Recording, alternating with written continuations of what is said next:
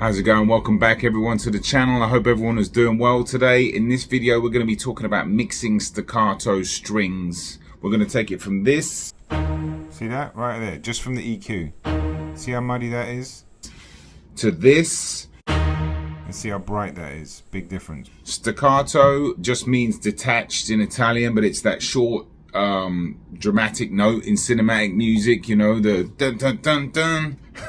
And I'm going to explain to you some of the things you can do to get the sound brighter, and you know how to eliminate the muddy parts. And we're going to basically using subtractive EQ, and I've got a few little pointers on what to do. So there are a few audio issues I'm trying to get fixed at the moment, so just bear with me. I'm going to get everything ironed out and take this channel where it needs to be professionally. So anyway, I hope you enjoyed the video. Let's go.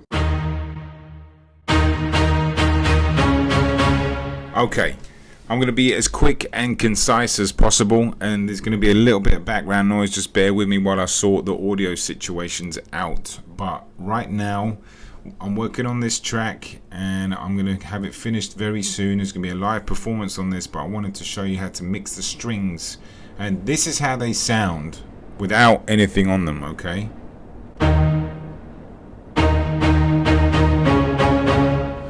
a little muddy. I'll show you, A/B testing as we go, but that sounds quite muddy. It's not a great start. There's a little bit of masking, and masking is basically frequencies that are building up, and it's the equivalent of me talking like this and put my hand around here, and then when you clean up the EQ and you unveil the masking, then it opens up some of the frequencies, and I'm going to show you what I mean. So this is the sound again. Doesn't sound good, right? So let's start with an EQ. Now this is just stock, mostly stock.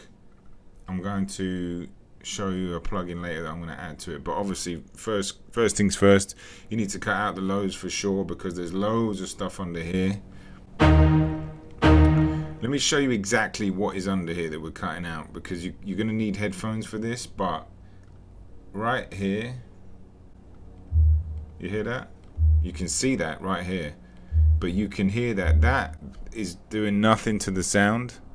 And pardon me, I've got to speak into this mic. That's doing nothing to the sound, but adding a load of mud and frequencies. You know, most producers know this, but if you don't know this and you don't know why, that's why. And if you solo it out, you can really tell. So let's get rid of that,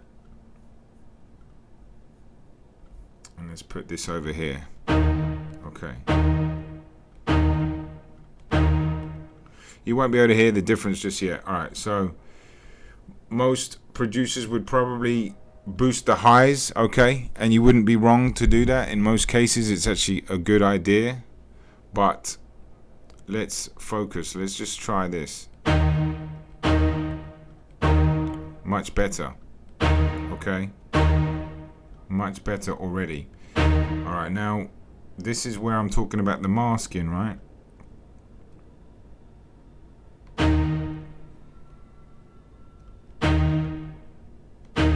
You kind of have to play around with it and just test certain areas. That usually it's around the 1K area with strings. It can be a little lower, of course.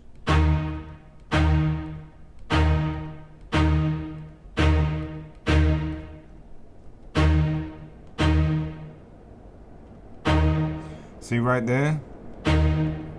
It cleans it up a little bit. Pardon the train.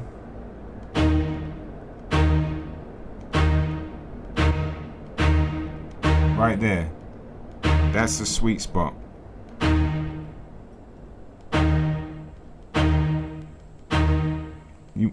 It might not sound like a great deal, and you definitely have to use headphones, but every little step that we take is going to make a difference. See that? Right there. Just from the EQ. See how muddy that is? And see how bright that is. Big difference. Okay, now we're going to do something called surgical EQ, which is a little more advanced, but conceptually it's not so difficult to understand. Now when you're playing the instrument, you can see there's some peaks here, right?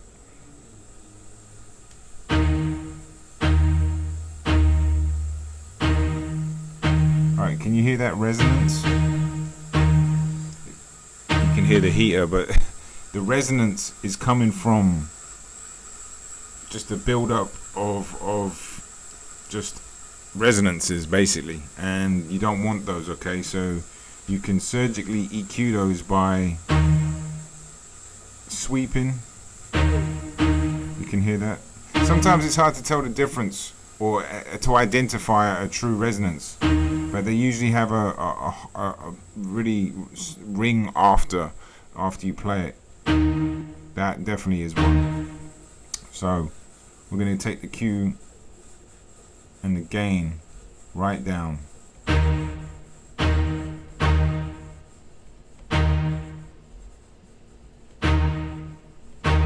Again, these are going to make small differences, but collectively they're going to help with the sound. Now, there's another one here. You hear that?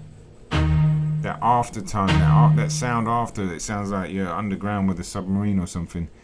That needs to go very subtly sometimes, but it's got to take it out a little bit. Okay.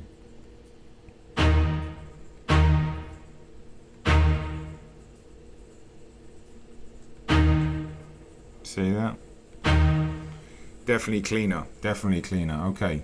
That's okay for now. We've only got the EQ. I'm going to add a bit of reverb. I'm going to add another plugin, which is another equalizer, and maybe a little bit of compression, but we'll see. But that's it. You don't want to overdo it.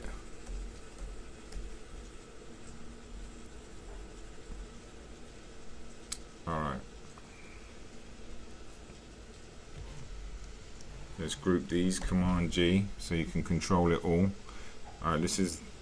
That reverb's quite long. I'm using To Reverb. I've got Valhalla. It's a pretty good reverb. Let me use that actually. That seems like a.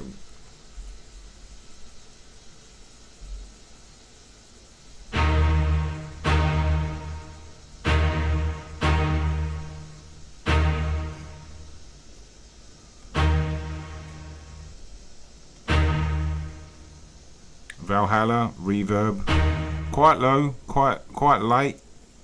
There's already reverb on in the Nexus one. I don't love it, but when you take it really down, it really affects the sound, so you have to put your own on. Okay, so let's check it out.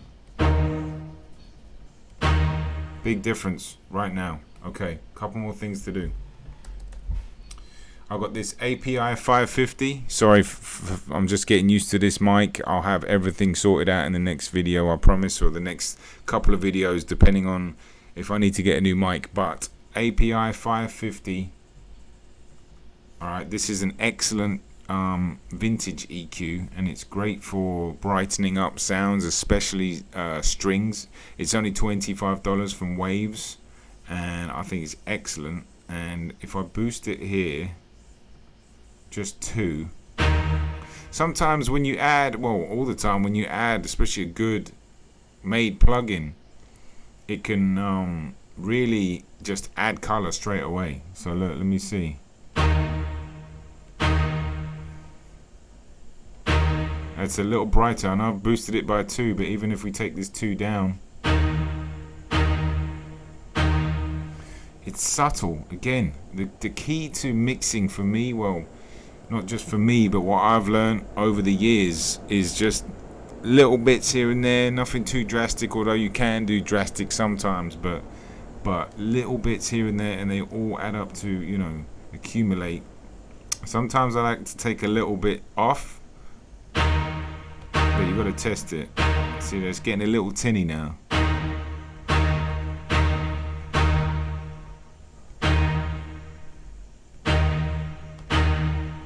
Alright. Sounding way better than when it did. Let's do an A/B test. Here we go. This is without. See how muddy and damp that sounds? Put it on. Clean, clear. It's got that nice reverb tail. Let's see what compression does, because I'm still learning compression, but I understand how to get a good sound out of it. It's just sometimes I don't like to add if I don't really know what I'm doing, and that's definitely something you should do as well.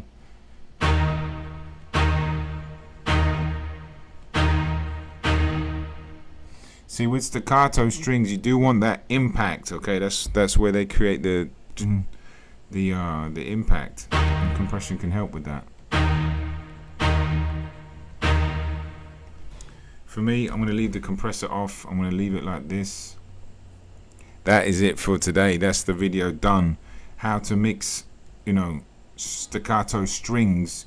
You got to really, for me, subtract a lot of frequencies. Okay, the masking area is a really important part of this. Without the masking,